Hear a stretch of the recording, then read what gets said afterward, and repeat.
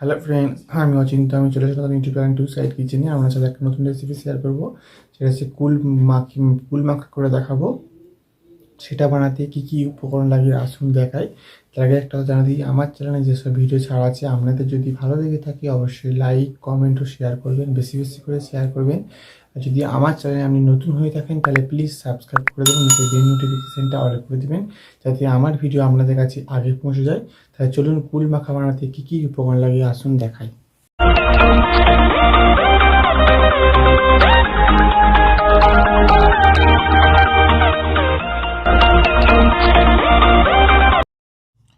কুল মাখা বানাতে কি কি উপকরণ লাগে আসুন তাহলে দেখিয়ে দিই।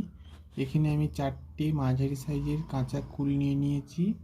এখানে আমি 2টো কাঁচা লঙ্কা নিয়েছি, বিট লবণ নিয়েছি পরিমাণ মতো। এখানে আমি গ্রিন চিলি সস নিয়েছি একটা। এখানে টমেটো সস নিয়েছি একটা। এখানে কাসুন্দি নিয়েছি পরিমাণ মতো। চলুন তাহলে রেসিপিটা শুরু করি।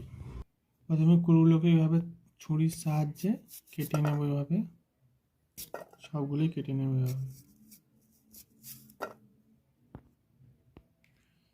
আমি কুলগুলো কেটে নিয়েছি। এবার আমি বিট লবণটা দিয়ে দেবো।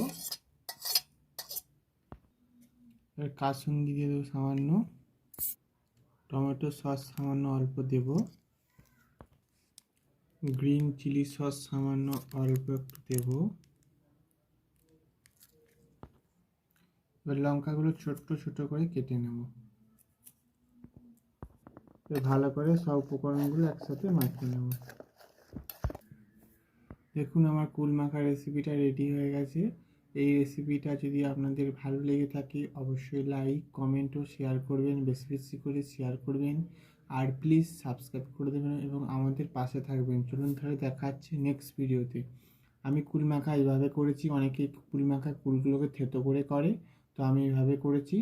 অবশ্যই যদি ভালো লেগে থাকে অবশ্যই লাইক কমেন্ট ও শেয়ার করবেন। আর প্লিজ সাবস্ক্রাইব করে দেবেন। তা দেখা হচ্ছে নেক্সট ভিডিওতে।